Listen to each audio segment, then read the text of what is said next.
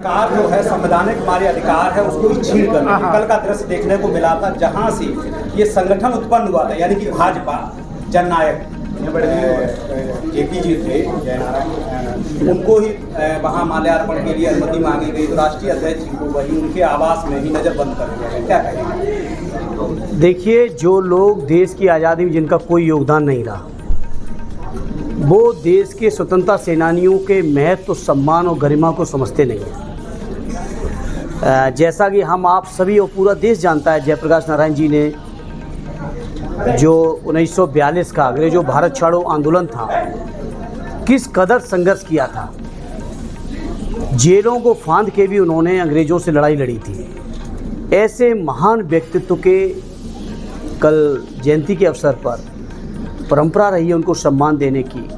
हमारे राष्ट्रीय अध्यक्ष जी ने सूचना भी भेजी कि JPNIC सेंटर जाएंगे, जयप्रकाश नारायण जी को माल्यार्पण करेंगे।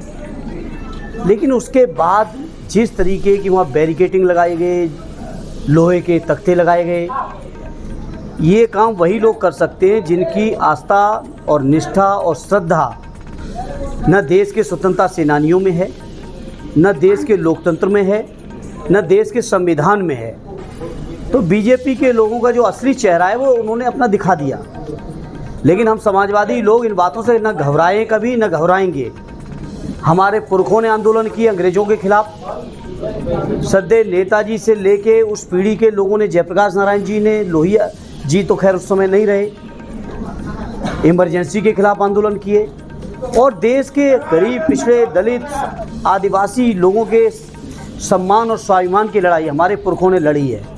उसी परंपरा को हमारे राष्ट्रीय अध्यक्ष जी आगे बढ़ा रहे हैं और इस तरह की चीज़ों से घबराने वाले नहीं हैं। और उत्तर प्रदेश और देश की जनता की ताकत की दम पे कह सकते हैं, चाहे जितने ये षड्यंत्र कर लें, देश के संविधान को ये ख़त्म नहीं कर पाएंगे, देश के लोकतंत्र को ये ख़त्म भारतीय जनता पार्टी के लोग नहीं कर पाएंगे और उसकी रक्षा के लिए हम लोग बड़ी से बड़ी कुर्बानी देंगे। उससे पहले जो पर्यटन मंत्री हैं जयवीर सिंह, उनसे इस संदर्भ में बात चल रही थी।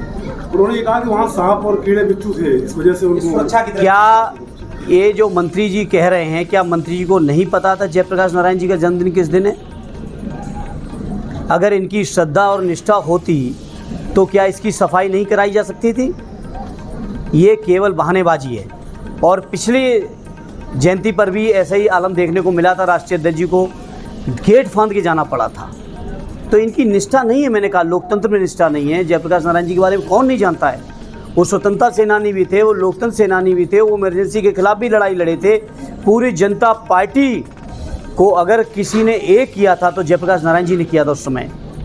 ऐसे महापुरुष की जयंती के अवसर पर उनके सम्मान देने की बजाय इस तरह की जो हथकंडे अपना रहे हैं, बीजेपी का चेहरा जनता के बीच साफ है और हम लोग लोकतंत्र और संविधान की रक्षा के लिए समाजवादी लोग, हमारे माननीय राष्ट्रीय अध्यक्ष जी बड़ी से बड़ी कुर्बानी देने को तैयार है। मंत्री जी, हरियाणा चुनाव में जिस तरीके से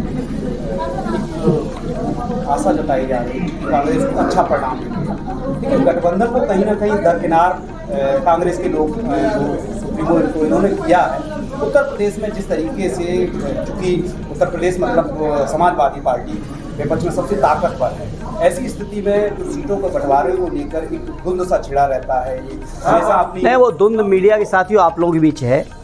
हमारे लीडर आदरणीय अखिलेश यादव जी ने परसों ही सैफई में भी कहा कि बची हुई सीटों पर कांग्रेस के साथ विचार करेंगे और हम लोग बड़े मन के लोग हैं। हमारा एकमात्र उद्देश्य है भारतीय जनता पार्टी को हर हालत में, हर स्तर से सत्ता से हटाना है और समाजवादियों ने तो कुर्बानी दी है।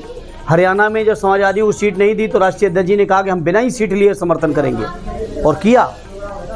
तो समाजवादियों की तरफ से कभी कोई कसर नहीं आएगी और इंडिया गठबंधन अपनी जगह बहुत मजबूती के साथ लड़ते हुए बीजेपी को हराएगा।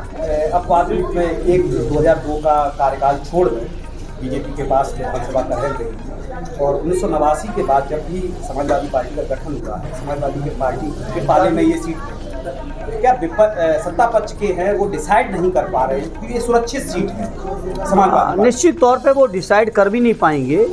ये करहल क्षेत्र, ये मैनपुरी क्षेत्र, जहाँ जन जन के दिलों में सदैव नेताजी हैं, तो चाहे कोई भी उम्मीदवार, चाहे कोई भी प्रयोग वो करना चाहें, करते रहें, किए भी हैं। लेकिन यहाँ से न कभी समाजवादियों को हिला पाए, ना हिला पाएंगे।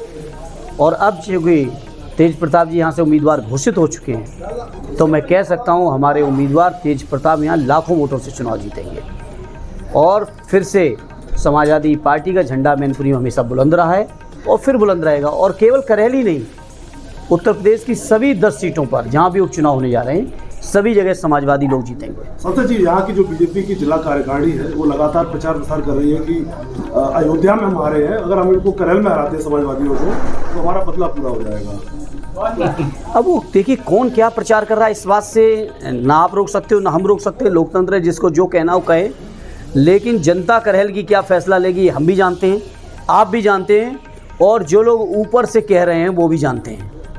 क्योंकि मुझे याद है सदैव नेताजी की डेथ के बाद तीसरे चौथे दिन ही बीजेपी के लोग कहने लगे थे हम मैनपुरी में कमल खिलाएंगे, और क्या जनता ने जवाब दिया वो सामने है।